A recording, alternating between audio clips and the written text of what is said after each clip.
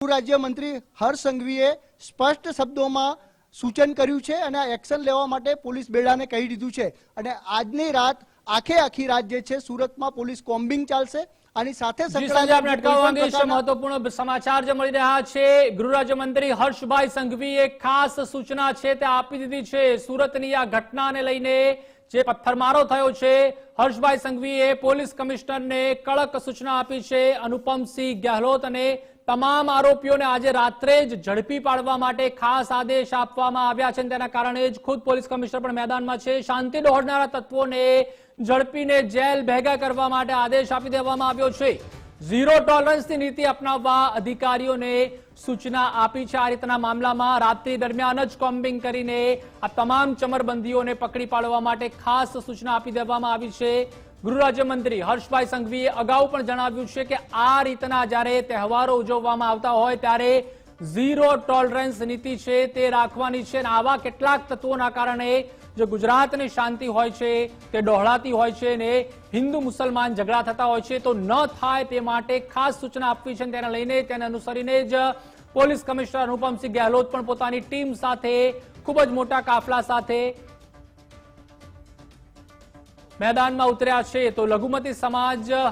દ્વારા જે આ કાકરીચાળો કરવામાં આવ્યો છે પથ્થરમારો કરવામાં આવ્યો છે તેને લઈને કેટલાક આરોપીની ધરપકડ પણ છે તે કરવામાં આવી છે અને અત્યારે હાલમાં પણ જે પોલીસ છે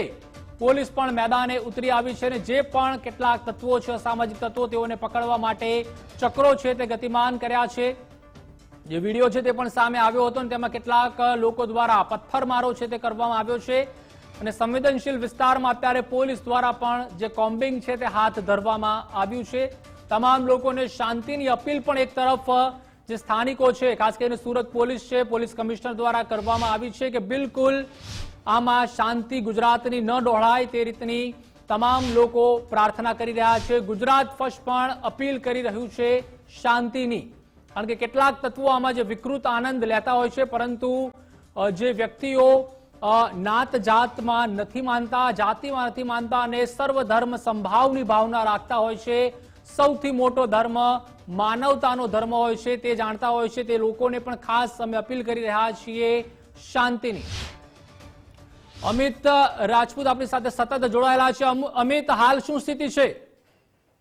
જી હાલ જો પરિસ્થિતિની વાત કરવામાં આવે પ્રતિપાલજી તો લગાતાર આપ જોઈ રહ્યા છો કે ગુજરાત ફર્સ્ટ છે જે લગાતાર આ દ્રશ્યો બતાવી રહી છે કે કોઈ પણ જે શાંતિ દોરવાના પ્રયાસ કરવાવાળા જે આ સામાજિક તત્વો છે તે લોકોની શોધખોળ હાથ ધરવામાં આવી છે અને જે રીતે આપ જોઈ શકો છો કે પોલીસ કમિશનર પણ ખુદ અત્યારે ફૂટ પેટ્રોલિંગ કરી રહ્યા છે અધિકારીઓ તેમની સાથે જોડાયા છે તો ક્યાંક ને ક્યાંક આજે શાંતિ દોરવાનો પ્રયાસ કરવામાં આવ્યો છે તેને લઈને જ્યારે ગુજરાતના ગૃહ રાજ્યમંત્રી હર્ષ સંઘવીએ પણ જ્યારે કહ્યું છે કે આ રીતની કોઈ પણ પ્રકારની જે ઘટના છે તે ચલાવી લેવામાં નહીં આવશે તો આ અનુસંધાને અત્યારે સુરત પોલીસની વાત કરવામાં આવે તો સુરત પોલીસ હાલ જે ચુસ્ત બંદોબસ્ત કહેવાય તે ચુસ્ત બંદોબસ્તની સાથે અત્યારે ફૂટ પેટ્રોલિંગ કરી રહી છે જે પ્રતિપાલ જે અમિત સુરતનું જે વરિયાવી પંડાલ છે તેમજ લાલ ચોકનો જે વિસ્તાર છે ખાસ જે સુરત પોલીસ કમિશનર છે ત્યારે કયા વિસ્તારમાં કોમ્બિંગ કરી રહ્યા છે અને કયા કયા લોકોના ઘરે જઈને તપાસ કરવામાં આવી રહી છે જે ચોક્કસપણે હાલ જો વાત કરવામાં આવે સીધા દર્શકો જો કે સુરત પોલીસ કમિશનર જે છે તે વરિયાળી બજારમાં અને જે લાલગેટ વિસ્તાર છે આ બંને વિસ્તારમાં હાલ સીધા તેઓ જોડાયા છે અને જે રીતે વાત કરવામાં આવે તો હાલ તેમની માર્ગદર્શન હેઠળ અત્યારે તમામ અધિકારીઓ જે છે તે અત્યારે દોડતા થયા છે અને જે રીતે વાત કરવામાં આવે કોઈ પણ જે લોકો હોય તેમને બિલકુલ પણ છોડવા મનમાં નહીં આવે કારણ કે જે રીતે ગૃહ રાજ્યમંત્રી હર્ષ સંઘવીએ જણાવ્યું હતું કે આ જે ઘટના છે તે ખરેખર હર્ષ સંઘવીએ જણાવ્યું હતું કે આ જે ઘટના છે તે ખરેખર ખૂબ જ દુઃખભરી ઘટના છે કારણ કે જ્યારે ગુજરાતના લોકો છે જે લોકો કોમી એકતામાં માનતા હોય છે અને જ્યારે આવા પ્રકારની ઘટના બનતી હોય છે